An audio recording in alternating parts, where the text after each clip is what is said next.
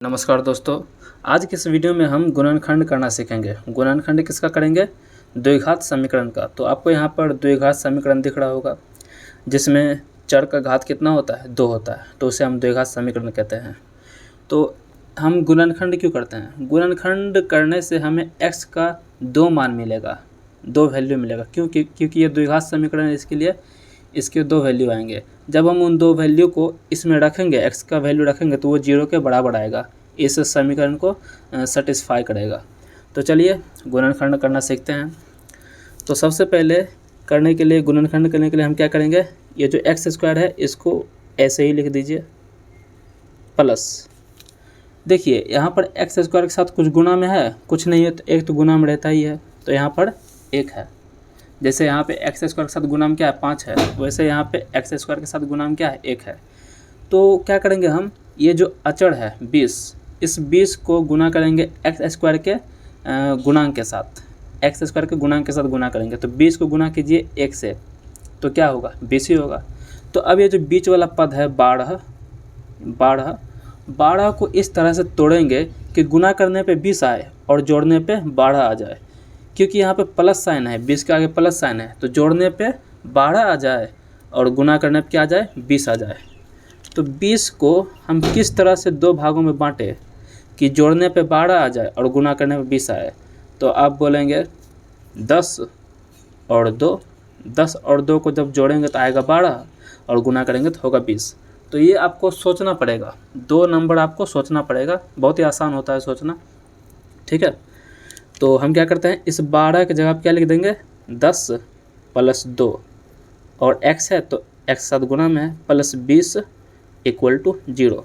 बस आपने इतना काम किया, आपका गुणनखंड आसानी से हो जाएगा। अब आगे देखिए क्या करते हैं। x² प्लस x को गुणा कीजिए तो क्या होगा?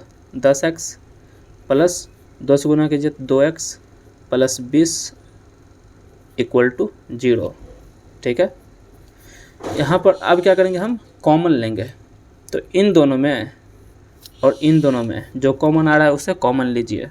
तो यहाँ पर मुझे कॉमन दिख रहा है x, तो x कॉमन लिए तो अंदर क्या बचेगा? x + 10 प्लस यहाँ पर क्या कॉमन मिल रहा है? इधर x है लेकिन इधर x नहीं है, लेकिन 2 कॉमन ले सकते हैं, तो x हो जाएगा प्लस यहाँ पे 10 हो जाएगा बराबर 0। अब क्या कॉमन आ रहा है? तो आप देखिएगा x + 10 कॉमन आ रहा है, तो x + 10 कॉमन ले ले, अंदर क्या बचेगा? x + 2 और बराबर में 0। अब देखिए इन दोनों ब्रैकेट का गुना 0 के बराबर आ रहा है, इसका मतलब है या तो ये 0 के बराबर होगा या तो ये 0 के बराबर होगा, या तो x + 10 0 के बराबर होगा या x + 2 0 के बराबर होगा। तो यहाँ से हमें x का मान क्या मिलेगा? 10 उधर जाएगा तो -10 हो गया, और यहाँ से हमें x का मान क्या मिला? -2। तो x का मान क्या आ गया? 2 आए, -10 और -2, तो यही हमारा क्या हो गया? 2 आंसर हो गया। तो इसका हमने गुणनखंड किया था, हमें x के 2 मान मिले। 2 मान क्यों मिले? क्योंकि ये द्विघात समीकरण है, जितना घात होता है उतने ही उसके मान आते हैं। तो यहाँ पे इसके 2 मान आए, ठीक है। अगला क्वेश्चन देखते हैं। यहाँ पे आपको दिख रहा होगा 5x² + 12x + 4 = 0। इसमें देखिए सबसे पहले तो जो लिखा हुआ है 5x² इसे लिख देते हैं 5x² प्लस, अब 4 को गुना कीजिए 5 से तो कितना आएगा? 20। 4 को गुना किए 5 से तो कितना आया? 20। अब बीच में है 12, तो अब 12 को 2 भाग में बांटिए, क्योंकि यहाँ पे जोड़ का निशान है, तो जोड़ने पे 12 आना चाहिए और गुना करने पे 20 आना चाहिए। तो सेम इसी तरह हो जाएगा, एक तो 10 और दूसरा 2, 10 2 12 होगा और गुना करने पे 20 आएगा। तो यहाँ पे भी लिख देते हैं क्या? 10 + 2 x + 4 = 0। ये जो बीच वाला पद था इसको तोड़ के लिख दिए, ठीक है। 5x² + 10x + 2x, यहाँ पर क्या किए? मल्टीप्लाई किए, पहले x को इससे गुना किए फिर इसको इससे गुना किए, +4 = 0। बहुत ही आसान होता है। अब कॉमन ले लेते हैं। तो इन दोनों में क्या कॉमन मिल रहा है? 5 है, यहाँ 10 है, तो 5 कॉमन आएगा और x भी कॉमन आ जाएगा, तो इधर बचेगा x + 2। यहाँ पे क्या कॉमन आएगा? यहाँ 2 कॉमन आ जाएगा, तो x + 2 बराबर 0। अब क्या कॉमन आ रहा है? x + 2 x + 2, तो x प्लस 2 को कॉमन ले लिए, तो अंदर क्या बचेगा हमारे पास 5x प्लस 2 इक्वल टू 0। अब देखिए ये दोनों ब्रैकेट का गुना 0 के बराबर आ रहा है, इसका मतलब क्या है, या तो ये 0 के बराबर होगा या तो ये 0 के बराबर होगा। तो या तो x प्लस 2 0 के बराबर होगा या फिर 5x प्लस 2 0 के बराबर होगा। तो यहाँ से x का मान क्या आ गया -2 और यहाँ से x का मान आ जाएगा -2/5। तो हमें x का 2 मान मिला, एक तो -2/5 और दूसरा -2। यही हमारा आंसर हो गया। ठीक है, तीसरा सॉल्व करते हैं। तीसरे नंबर में क्या है 6x² माइनस x माइनस 2। अब यहाँ पे देखिए माइनस आ गया, तो अब हमें इस तरह से तोड़ना होगा कि घटाने पर आ जाए। यहाँ पे जोड़ था तो जोड़ने पे 12 आना चाहिए था, लेकिन यहाँ पे माइनस है तो घटाने पे 12 आना चाहिए। ठीक है, देखिए कैसे करते हैं। सबसे पहले 6x²। ठीक है, अब 6 को गुना कीजिए 2 से। हमेशा याद रखिएगा ये जो अचर पद होगा अंक, उसको गुना करेंगे x² के साथ, जो गुणा होगा उसके साथ गुना करेंगे। तो 6 और 2 को गुना करेंगे तो क्या आएगा 12 आएगा। अब 12 को इस तरह से तोड़िए कि घटाने पे 1 आ जाए। देखिए यहाँ पे x के पास कुछ नहीं है तो क्या है 1 है। 12 को इस तरह से तोड़िए कि घटाने पे 1 आ जाए और गुना करने पे 12 आ जाए। तो क्या हो सकता है, क्या हो सकता है 4 और 3, 4 और 3। जब 4 और 3 को घटाइएगा, 4 और 3 को घटाएंगे तो क्या आएगा 1 आएगा। यहाँ पे 1 है, कुछ नहीं तो यहाँ पे 1 है। 4 और 3 को घटाएंगे तो 1 आएगा और गुना करेंगे तो क्या आएगा 12 आ जाएगा। तो यहाँ पर वही काम करेंगे, माइनस दिए। अब 1 की जगह क्या लिख दें 4 माइनस 3, x लिखें -2 equal to 0। 6x² minus cross multiply कीजिए 4x माइनस 3x। देखिए अभी हम ब्रैकेट ओपन नहीं किए क्योंकि यहाँ पर माइनस है, साइन बदल जाएगा। -2 इक्वल टू 0। इसमें कैलकुलेशन ध्यान से कीजिएगा, माइनस प्लस का दिक्कत होगा तो आपका आंसर गलत आ सकता है। 6x² plus minus minus 4x minus minus plus 3x -2 equal to 0। ठीक है, अब क्या करेंगे कॉमन लेते हैं। यहाँ पे क्या कॉमन आएगा 2x कॉमन आ जाएगा, अंदर बचेगा 3x -2 प्लस यहाँ पे देखिए कुछ कॉमन नहीं आ रहा है, इन दोनों में कोई कॉमन नहीं आ रहा, तो एक रहेगा 3x -2 इक्वल टू 0। अब कॉमन ले लेते हैं 3x -2 को हम कॉमन लेते हैं, अंदर बचेगा 2x प्लस 1 इक्वल टू 0। तो या तो 3x -2 0 के बराबर होगा या तो 2x प्लस 1 0 के बराबर होगा।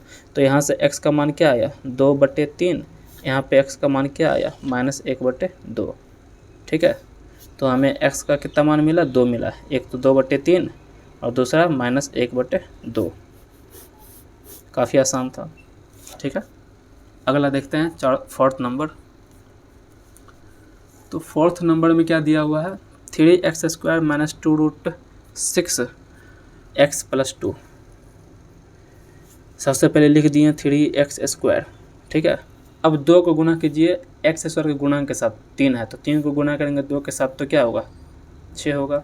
ठीक है, अब ये जो है 2√6 इसको इस तरह से तोड़िए कि जोड़ने पे 2√6 आ जाए और गुणा करने पे 6 आए। तो देखिए बहुत ही सिंपल है, जब आप √6 और √6 को जोड़ेंगे तो क्या आएगा 2√6 आएगा, है ना।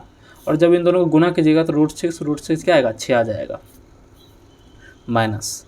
तो इसके जगह आप ये लिख देते हैं √6 plus √6 x plus 2 equal to 0। ठीक है, 3x² minus √6x minus √6x plus 2 equal to 0। Common क्या आएगा, कॉमन यहाँ पे हमारे पास आ जाएगा x भी कॉमन आ जाएगा और 3 भी कॉमन आ जाएगा। तो क्या करते हैं हम, सबसे पहले x को कॉमन लेते हैं, फिर √3 को कॉमन लेंगे। तो √3 और x को कॉमन लेते हैं। तो देखिए 3 का मतलब क्या होता है, 3 का मतलब होता है √3 इंटू √3। तो इसमें से हमने एक √3 ले लिया तो एक √3 बचेगा और x भी बचेगा माइनस। यहाँ पे √6 का मतलब क्या है √6 का मतलब है √2। देखिए √2 को जब आप √3 से गुना करेंगे तो √6 आएगा, तो √3 कॉमन ले लिए तो अंदर क्या बचेगा √2, ठीक है, और x तो हमने ले लिया तो इतना ही बचेगा। माइनस यहाँ पे क्या कॉमन ले लें, यहाँ पे भी √3 कॉमन लेते हैं तो अंदर क्या बचेगा √2x। यहाँ पर √2 कॉमन लेते हैं, यहाँ पर √3 नहीं, यहाँ पे √2 कॉमन लेंगे, ठीक है। तो यहाँ पर हमें √3x मिलेगा प्लस √2 मिलेगा, और यहाँ पर माइनस आ जाएगा। जब इसको ओपन कीजिएगा तो यहाँ प्लस ही आ जाएगा, ठीक है। यहाँ पर हमने क्या किया √2 कॉमन लिया, ठीक है। तो यहाँ पर √3x हो गया, प्लस था तो यहाँ पर माइनस दे दिया, क्यों, जब ये ब्रैकेट ओपन होगा तो यहाँ पे अपने आप प्लस आ जाएगा। और √2 गुने √2 होता है 2, तो यहाँ से एक √2 कॉमन लिए तो एक √2 यहाँ पे बच गया। आगे देखते हैं, अभी ये कॉमन ले लेते हैं हम, ये बराबर में 0 भी है, तो √3x माइनस √2 को कॉमन ले तो अंदर क्या बचेगा √3x माइनस √2। तो आपको दिख रहा होगा दोनों सेम है, तो या तो ये 0 के बराबर होगा या तो ये 0 के बराबर होगा। तो √3x माइनस √2 0 के बराबर होगा, या तो √3x माइनस √2 0 के बराबर होगा। तो यहाँ से x का मान आएगा √2/√3, यहाँ से भी x का मान आएगा √2/√3। तो यहाँ पे क्या है, आंसर रिपीट कर रहा है, तो x का कितने मान आएंगे, 2 मान आ जाएंगे, या फिर आप कह सकते हैं एक ही मान आएगा, दोनों तो सेम ही है। तो x का मान क्या आ गया √2/3, ठीक है। तो आशा करते हैं कि आपको ये समझ में आ गया होगा। मिलते हैं अगले वीडियो में, तब तक के लिए बाय बाय।